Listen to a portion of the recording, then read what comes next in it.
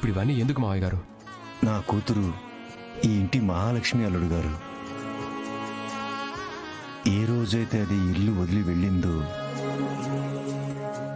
ఈ ఇంటి కళైపోయింది.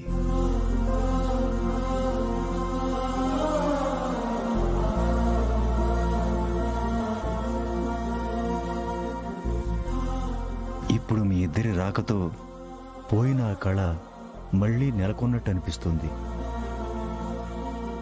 ఆ కళ ఇంట్లో అలానే ఉండాలి అన్నా, ఆ సంతోషం మా గుండెల్లోనే నిలిచిపోవాలన్నా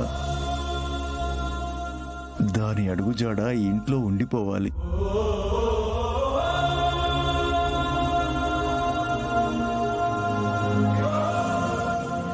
అలాగే దేవుళ్ళలాంటి మీ అడుగుతో తన జీవితానికి ఒక అర్థం దొరికింది. అలాగే దేవుళ్ళలాంటి మీ అడుగు పడింది నా కూతురు జీవితానికి ఒక అర్థం దొరికింది.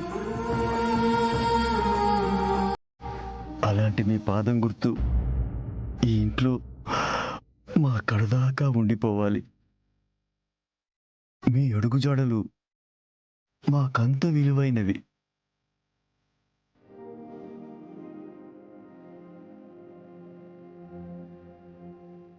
రండి బాబు, కుడికాలు పెట్టి లోపలికి రండి.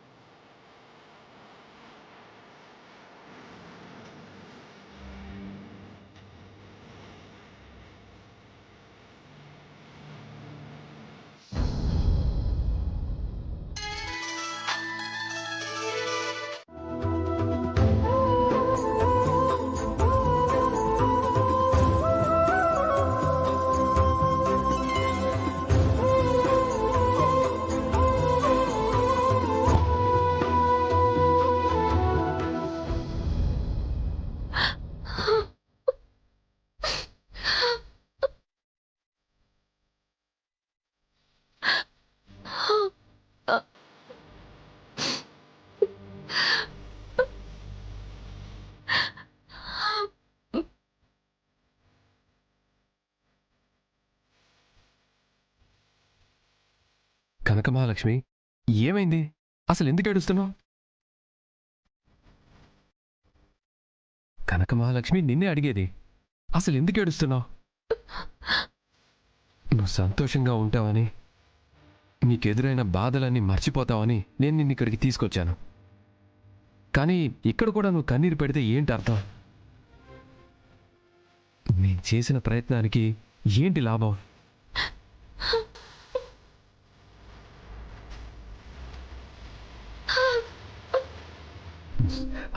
కనక మహాలక్ష్మి, చాలా థ్యాంక్స్ విహారీ గారు, చాలా thanks. Kanaka Mahalakshmi, it's okay.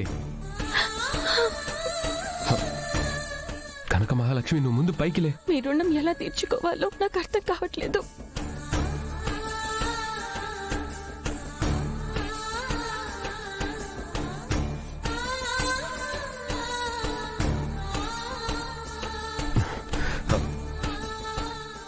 ఎవరైనా ఇలా నిన్ను చూస్తే బాగుండదు. నువ్విక్కడ సంతోషంగా లేవనుకుంటారు. కనక మహాలక్ష్మి, నువ్వు ముందు పైకిలే. పిన్ని, నువ్వున్నావే, నువ్వు తిక్కగా ఆలోచించిందే కాకుండా నాకు పిచ్చెక్కించేలా ఉన్నావు. చూడు పిన్ని, Vihari is a gentleman. I know. ఒక్కసారి జెంటిల్మెన్స్ కూడా జెంటిల్ గా మిస్టేక్స్ చేసే అవకాశం ఉంటుంది సహస్ర. ఏమో, అవన్నీ నాకు తెలీదు. ఇప్పుడైతే నాకే అనుమానం లేదు. మరి అదే జెంటిల్మెన్ పైన అంత అనుమానంతో ఎగిరావు? అప్పుడేదో కోపంలో ఎగిరాను, కానీ కారణం చెప్పాక నమ్మాను నేను. బావ జెన్యుని పిన్ని, కానీ ఆ లక్ష్మిని బావని బుట్టలో వేసుకోవటానికి ట్రై చేస్తుందేమో అని అనుమానం. అందుకే దాన్ని తరిమేశాను. సరే సరే పద, మనం చీరలు కొనటానికి ధర్మపురం వెళ్దాం అనుకున్నాం కదా. అమ్మ వాళ్ళు కింద ఎదురు చూస్తున్నారు. మనం త్వరగా రెడీ అవ్వాలి కదా, వెళ్దాం పదా.